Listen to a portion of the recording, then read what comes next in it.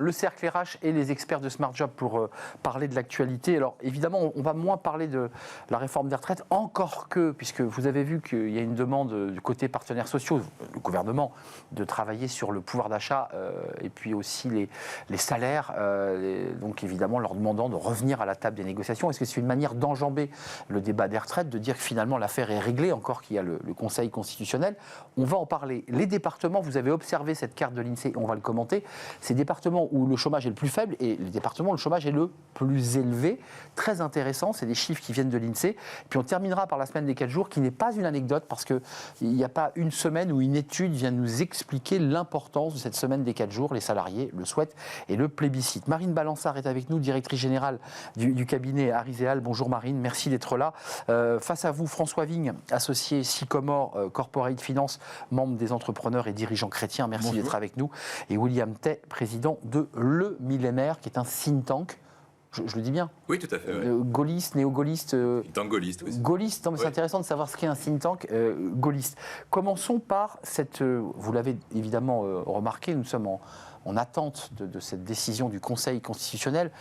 Comment vous regardez cette idée comme là du gouvernement de proposer aux partenaires sociaux d'enjamber le débat des retraites et d'aller au vrai sujet, c'est-à-dire le sujet du pouvoir d'achat, qui est un vrai sujet, le SMIC, toutes ces questions, et de retravailler avec les branches, en un mot, de leur dire remettez-vous autour de la table, on a mis un coup d'éponge sur la toile cirée, puis on réavance. C'est quoi? On est dans de la tactique politique, on est sur des sujets essentiels, parce que c'est des sujets essentiels, alors qu'au même moment, Elisabeth Borne dit au président de groupe que l'activité parlementaire est ralentie. Comment vous observez cette stratégie, s'il y en a une? Je vous ai dit, c'est de la tactique politicienne. Maintenant, est-ce que ça va suffire à enjamber la crise? Tout indique que non. Je crois qu'il y a quand même des indications assez claires que les partenaires sociaux ne sont pas prêts comme ça à faire la paix et à faire reset tout de suite après avoir, on va dire, reçu un certain nombre de coups. Et donc je pense qu'il y a une urgence à sortir de cette crise. Est-ce que ça va suffire? Est-ce que les partenaires sociaux vont être quelque part dupes du subterfuge? Je ne crois pas. Donc il faut aller au fond des choses. Par ailleurs, il ne faudrait pas non plus que le gouvernement fasse n'importe quoi pour essayer de rattraper un coup qui a été pour l'instant assez mal géré. Donc je pense qu'il faut aussi éviter qu'on fasse de nouvelles bêtises après avoir fait un certain nombre au cours des derniers mois. Marine, le gouvernement prépare une loi sur le travail pour tenter de tourner la page des retraites, sauf qu'au même moment, je le redis, la première ministre dit ça bloque, ça avance pas. Il faut la tourner, la page des retraites, et passer à autre chose, parce qu'on nous dit qu'il y a pénurie d'emploi, que les salaires sont trop bas. C'est quand même, malgré tout, je me fais l'avocat du diable, des vrais sujets quand même. Oui, mais je trouve que, je reprends vos propos, mais je trouve que c'est quand même assez habile de vouloir enjamber cette partie retraite et cette cristallisation sur les 64 ans comme âge de départ. Maintenant, donc ça c'est terminé et on donne une chance aux syndicats et à mon avis ils vont la saisir, de revenir à la table des négociations. Et moi, je me rappelle quand même de l'épisode des Gilets jaunes où les syndicats avaient complètement perdu le contrôle et ne représentaient plus rien. Et là, ils ont quand même relativement bien encadré tout ce travail sur la réforme des retraites. Ils ont bien tenu leur cortège et ils sont revenus au premier plan. Et je trouve que c'est très important de valoriser les syndicats ont besoin de se valoriser. Ils ont repris un rôle essentiel pour le dialogue social et à mon avis, ils vont saisir la perche. Donc sans pour autant éliminer le conflit qu'il entretient avec le gouvernement sur les retraites, parce que c'est ça le sujet en fait. Ils se disent si on y va, c'est le piège, mais si on n'y va pas, on perd en légitimité. Enfin, vous êtes d'accord, William? Oui, je suis plutôt d'accord. Il faut comprendre pour quelle raison a été élu Emmanuel Macron. Il avait été élu en 2017 pour rompre les déterminismes sociaux, lever les barrières de l'emploi, mobilité géographique, etc. Les insiders, les outsiders. Outsiders, et puis renforcer l'attractivité de la France. Pour 2022, il a été élu par défaut parce que les Français ne voulaient être représentés ni par Mélenchon ni par Le Pen, dans un contexte de crise marqué par la crise sanitaire et par la guerre en Ukraine qui a produit un effet drapeau. Donc il a une fonction essentielle qui est de gérer la crise. On a vu ensuite aux élections législatives que le projet qu'il portait était mis en minorité, donc il avait une majorité relative. Donc, par essence, il a un mandat, 1, pour gérer les crises, et 2, provoquer des projets consensuels capables d'aller au-delà de sa marge et donc sa base politique essentielle. Donc, qu'est-ce qu'il lui reste à faire? Vous avez la réforme des retraites qui va passer probablement. Le Conseil constitutionnel a 3 solutions, soit une censure complète en raison de la procédure. La plus probable, c'est une censure partielle. C'est ça. Censure partielle. Et ensuite, après, une validation complète, mais on n'y croit pas en raison de l'article 2, l'article 3 sur index senior. Donc, à partir de ce moment-là, il a fait une victoire à la Pyrrhus, et maintenant, il ne peut plus porter de projets politiques sur lesquels les oppositions de gauche et de droite s'opposeraient forcément. Donc il n'a plus d'espace, là. Non, il y aurait justement deux espaces, les crises, sur lesquels il a un mandat très clair, et ensuite les projets dits consensuels, capables d'aller au-delà, comme sur l'énergie nucléaire, sur le plein emploi, auxquels on voit mal les oppositions et de gauche portées par la NUPES, les oppositions de la droite républicaine et du RN, pouvoir porter et dire vous avez tort, ce serait mauvais d'atteindre le plein emploi et d'augmenter le pouvoir d'achat. Parce que dans la tuyauterie parlementaire et dans les grands projets, il y a la fin de Pôle emploi vers France Travail, qui est un énorme chantier pour remettre tout le monde, tous les acteurs, régions, associations, institutions. Et il y avait 5 pistes dans cette fameuse loi travail. Peut-être qu'elle verra le jour. Assurance chômage pour les démissionnaires, ça avait été voté, je crois, dans une proposition de loi, mais réintégré dans le texte. Indemnité de rupture renforcée pour les plus de 55 ans, donc qui revient un peu sur le débat finalement des retraites. Un guichet unique, évidemment, pour permettre aux demandeurs d'emploi de pouvoir un accès plus facilité. La semaine des 4 jours, on va en parler. Et le compte épargne-temps universel. Bon, c'est des sujets qui ne sont pas inintéressants, ça, quand même. Non, ce sont des petits sujets. Vous parlez de stratégie, mais en même temps, c'est des sujets que les Français attendent. Donc, c'est là où... Et je pense que sur ce sujet, il est important de laisser les partenaires sociaux travailler tout seuls et que le gouvernement s'en mêle le moins possible. On a bien vu que les partenaires sociaux faisaient beaucoup mieux actuellement que quand l'État s'en mêle. On l'a vu sur le partage de la valeur, etc. Donc ils auraient raison d'aller autour de la table. C'est important de laisser les partenaires sociaux et que le gouvernement s'en mêle pas trop. Je pense, évitons de mettre de la politique, il ne doit pas y avoir de politique. Ça serait mieux pour l'État. Et en revanche, il est très important de rétablir l'unité des Français. Je pense qu'aujourd'hui, on a un pays qui est extrêmement fracturé. Et l'urgence, en effet, c'est de sortir de cette crise par le haut. Et donc, on est en recherche à l'unité, en recherchant l'apaisement et en sortant enfin de cette crise. Mais Marine Balançard, un mot, parce qu'il y a qui fait écho le niveau de chômage qui est très bas. L'objectif d'Emmanuel Macron, c'est d'aller au plein emploi, 5,5. Il y a dans ces textes-là cette idée que vous portez là, William, mais politiquement, ces syndicats ont resyndicalisé, se sont rélégitimés. Vous dites, vous, qu'ils auraient tort de ne pas y aller. Oui, surtout que... Mais ça veut dire donc que vous faites une croix sur le débat des retraites. Vous considérez que c'est une affaire réglée et gagnée pour le président Macron. Bah oui, en tout cas, c'est sa stratégie et on va s'attacher à travailler sur autre chose. Mais je dirais que les syndicats sont relégitimés puis renouvelés parce qu'avec Marie Binet à la CGT, c'est quand même un nouveau profil, plus jeune, conseillère principale d'éducation, études de philosophie. C'est intéressant. Donc CGT cadre. Oui, cadre, ouais. On est d'accord, elle vient des cadres, hein. Donc c'est une petite révolution, un syndicat ouvrier à l'origine. Mais les syndicats ont dit qu'ils iraient, mais qu'en revanche, ils n'oubliaient pas pour autant ce qui s'était passé sur les retraites. Ils ont été très clairs, et on l'a bien vu lors de la réunion la semaine dernière chez la Première ministre.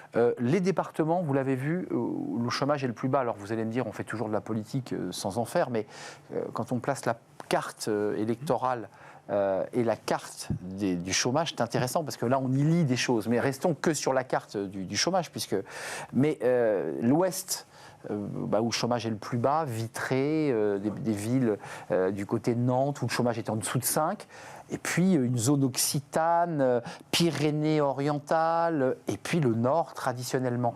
Et ça repose le débat sur le SMIC, parce que certains disent, mais puisque c'est le débat qui est posé, il faut augmenter les salaires, mais il faudrait que le SMIC soit évolutif en fonction des endroits où on y habite.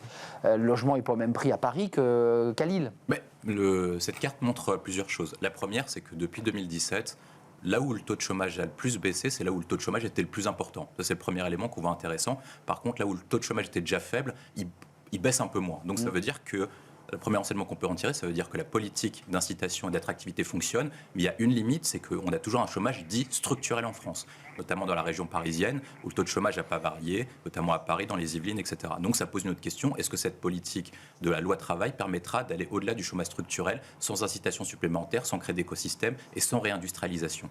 Le deuxième point que ça pose, c'est la question des catégories socio-professionnelles, parce que la carte que vous dressez est intimement liée aux cartes de catégories socio-professionnelles. C'est-à-dire que l'Ouest est plus porté notamment sur les cadres, le Nord est un peu plus porté sur les catégories tech, agroalimentaire, populaires, etc.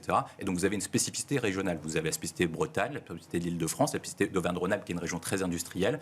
Et par contre, la zone du Sud-Est, la zone du Nord et la zone de l'Est, qui sont des zones anciennement industrialisées, auxquelles on n'a toujours pas réussi, depuis une vingtaine d'années, à retourner et à augmenter la part de l'industrie dans le PIB. Et ça pose ensuite après une troisième question, en termes d'aménagement, à partir du niveau de vie. Est-ce qu'il ne faut pas ensuite s'attaquer à un tabou, qui est de régionaliser le SMIC, parce que vous avez des niveaux de vie qui sont pas avant, William, avant. C'est le SMIC. C'est le SMIC. Et vous n'avez pas un même niveau de vie dans la région parisienne que dans le Nord. Et donc, du coup, le SMIC doit être corrélé non pas à la question du niveau de vie national, mais à partir du niveau de vie local. Du bassin, de logement et d'emploi. Je vous ai vu hocher la tête, vous n'êtes pas d'accord? Oui, les Français se plaignent déjà de ne pas être assez payés et que le SMIC ne soit pas assez haut.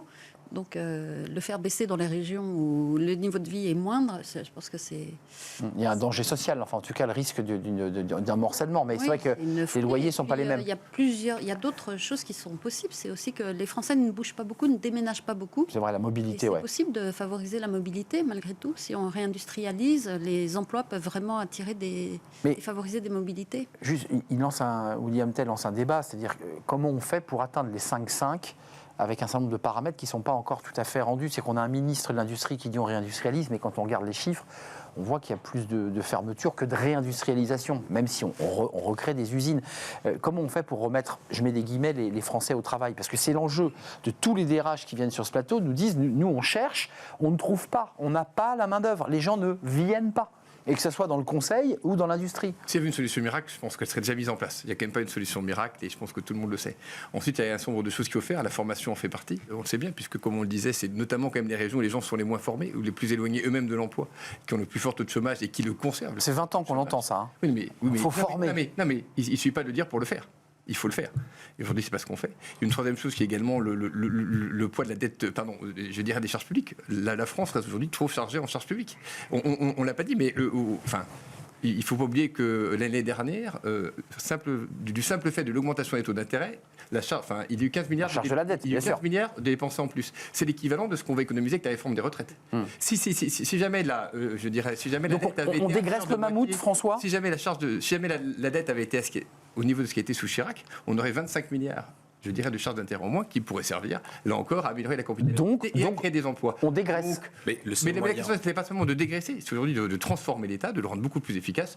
Et donc, la question de dégraisser le mammouth en fait partie, mais ce n'est pas l'élément essentiel. C'est pas de moi dégraisser le mammouth, vous avez compris. Mais le meilleur moyen de dégraisser le mammouth, comme on le dit, c'est est-ce qu'on arrivera à réduire les dépenses publiques? Emmanuel Macron avait été élu en 2017 avec le plan Action publique 2022. Et au final, la part de dépenses publiques par rapport au PIB a augmenté dans la crise sanitaire. Si par cas, vous pouvez augmenter le taux d'emploi. Le taux d'emploi d'écart entre la France et l'Allemagne est de 68 à 76% pour l'Allemagne. Ces 8 points d'écart nous permettraient de ne plus être en déficit public et d'avoir 1 à 2% d'excédent budgétaire. Ça, c'est le premier élément. Le deuxième élément, c'est que pour atteindre le plein emploi, il faut cibler en fait les fonctions de catégorie. Donc vous avez les catégories socio-professionnelles que vous avez indiquées, ceux qui n'ont pas de diplôme. Ensuite, il y a la catégorie des jeunes et la catégorie des seniors. Et donc, les fameux. Et donc, du coup, je pense qu'en fait, une politique nationale ne convient pas forcément, mais il faut faire des politiques ciblées. La première, c'est de mettre en place un taux de cotisation variable dans le temps. Plus au départ de votre entrée dans l'entreprise, vous augmentez les cotisations sociales, et plus votre entreprise, elle baisse au fil du temps, ce qui permettra un maintien dans l'emploi. Le deuxième élément, c'est est-ce qu'il ne faut pas changer par rapport aux nouvelles aspirations des jeunes qui, eux, veulent travailler dans des endroits spécifiques, notamment dans les grandes écoles, ils veulent travailler principalement dans l'écologie, l'industrie, etc. À ce moment-là, est-ce qu'on ne spécialise pas la France sur l'industrie verte? Et c'est un projet de Bruno Le Maire pour pouvoir attirer de nouveaux profils. Ça, c'est une idée à creuser, et qui avance. Troisième point sur les catégories dits employés et catégories populaires, le seul moyen, c'est de réindustrialiser parce que c'est le seul moyen, c'est l'emploi qui crée le plus de valeur ajoutée, qui leur permet d'augmenter leur pouvoir d'achat. Et donc, du coup, de pouvoir en plus structurer les territoires et de refaire un grand plan d'aménagement du territoire pour faire en sorte que les moyennes villes, les villes rurales puissent être habitables. Les pneus dans l'Aisne, je crois que c'est dans l'Aisne, 10%, 10,3%, c'est un des départements que vous avez vu avec la Guadeloupe en tête, la Réunion, les Pyrénées-Orientales, je les ai cités, et la Seine-Saint-Denis, où le taux de chômage est au-dessus de 10 largement pour certains départements. Marine Balançard, un mot avant de parler de la semaine des 4 jours, parce que tout ça est lié. Parce qu'on est en train de renverser la table dans notre rapport au travail. Parce que les sujets qu'on traite aujourd'hui, ils sont l'air de rien intimement liés à la revendication de certains salariés et de nombreux salariés qui disent « mais moi, je veux la semaine des 4 jours. Je l'exige. » Et d'ailleurs, Sophie Binet, elle soutient cette semaine des 4 jours. C'est intéressant d'entendre un syndicat ouvrier plutôt industriel dont la leader dit « moi, la semaine des 4 jours, ça me va bien. » Non, là aussi, vous faites la moue. Non, mais moi, je l'ai faite la semaine des 4 jours, je l'ai expérimenté personnellement, c'est une catastrophe. C'est dur. C'est très dur parce que vous concentrez le travail sur 4 jours, donc vous travaillez 10 heures par jour minimum, donc vous rentrez à pas d'heure, vous ne voyez pas vos enfants. Et le 5e jour, qu'est-ce que vous faites? Les courses, pour une femme, c'est catastrophique. Et parfois même, on continue à travailler, il faut le dire. On continue à travailler éventuellement à distance. Sur le mais téléphone. Ça a été les pires moments de ma vie professionnelle. Je préfère largement travailler 5 jours. Mais avec un temps et de façon équilibrée et surtout en aimant son travail, en ayant la chance d'aimer son travail. Parce que voilà, quand on aime son travail, ça devient plus du tout un objectif de travailler de moins en moins. Le travail est également un facteur d'épanouissement. Mais donc ça veut dire... Je pense qu'on a un problème avec le travail. Mais Marine, ça fait écho à ce que vous dites. C'est-à-dire que quand on veut travailler 4 jours, ça veut dire qu'on n'aime plus son travail et que finalement, on gagne en plus une journée où on ne va pas au boulot. Non, mais il y a de ça. Je pense qu'il y a beaucoup de choses. Il y a la recherche de flexibilité. Il y a le fait que les gens aient de 2 plus grands week-ends pour faire autre chose. On est d'accord. Maintenant, je pense qu'il faut qu'on essaie pour une fois d'être... Vous dirigez, vous, une entreprise.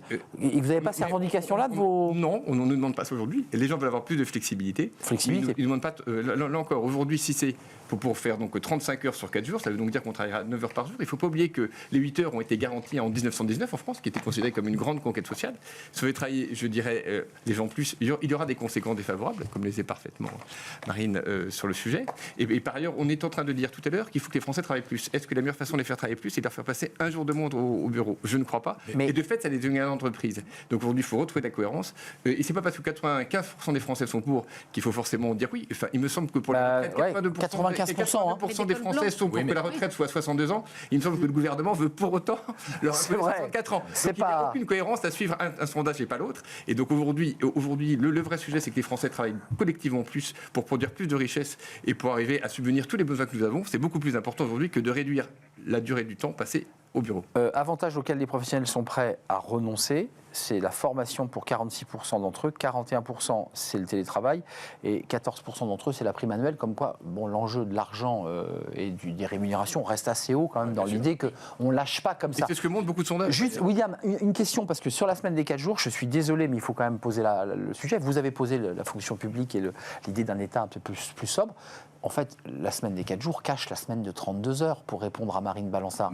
Parce que le débat qui est posé derrière, c'est la semaine de 32 heures que personne ne veut poser et verbaliser. Mais c'est ça le sujet. Pierre Laroutourou et quelques autres. Mais en même temps, si vous posez la question, est-ce que vous voulez travailler moins pour gagner autant? La plupart des Français vous diront oui. C'est normal que vous avez 95%. Ouais, c'est plutôt pas mal ça. Le premier point que je vois. Le deuxième point que je vois, c'est que c'est pas étonnant que la CGT soit pour, parce que vous avez une évolution du profil, comme vous l'avez souligné, la nouvelle secrétaire générale et cadre. Alors qu'avant, c'était plutôt un mouvement ouvrier. Est-ce que c'est quand vous regardez la répartition géographique et surtout la répartition en termes de catégories socio-professionnelles, est-ce que les catégories intermédiaires et employés qui ont le plus de difficultés pour accéder à l'emploi et qui ont le plus de difficultés de pouvoir d'achat veulent travailler 4 jours? Ce n'est pas totalement certain. Ils ne sont pas prêts à sacrifier leur salaire. L'autre point que je vois, c'est le point essentiel que montre cette étude, c'est que ce qu'il faut, c'est de la flexibilité. Ce que veulent notamment les nouveaux entrants sur le marché du travail, c'est qu'ils veulent maîtriser leur calendrier, veulent être davantage fixés en termes d'obligations, de missions et d'objectifs à atteindre, plutôt que de savoir de venir à quelle heure au bureau, de finir à quelle heure. S'ils peuvent arriver plus tard, mais en même temps terminer plus tard et mieux organiser leur temps de travail,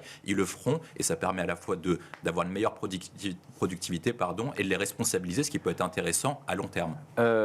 Étude Walters People, vous avez 95% des professionnels, vous l'avez cité, qui souhaiteraient, je donne ma source, passer à la semaine des 4 jours et vous la combattrez, vous la combattez cette semaine. Vous dites attention au miroir aux alouettes pour conclure. Mais oui, et particulièrement pour les femmes. Mais oui, c'est une catastrophe. Ça fait des centaines d'années qu'on essaie de sortir de la maison et là, on a l'impression qu'on veut nous y remettre de force. Tiens, retourne à la maison vendredi, tu pourras faire le ménage et les courses. Et comme ça, on sera tranquille le week-end. Non. Merci à vous trois de nous avoir éclairés sur ces sujets. Il y a plein de sujets en attente. La loi travail, il y avait aussi une loi travail et immigration, je l'ai pas traité, mais qui est un autre sujet lui aussi en attente. Et ça bouchonne pas mal, évidemment, à l'Assemblée nationale. Merci à vous, Marine Balançard, directrice générale du cabinet Harris & Al. Merci à François Vigne, associé Sycomore et un des membres éminents des entrepreneurs et dirigeants chrétiens. Merci. Et William Tay, président Le Millénaire, un think tank gaulliste. Merci à vous trois. Et juste après, c'est Fenêtres sur l'emploi. Et on parle justement des métiers à impact. Ça, c'est un sujet important, évidemment, dans Fenêtres sur l'emploi.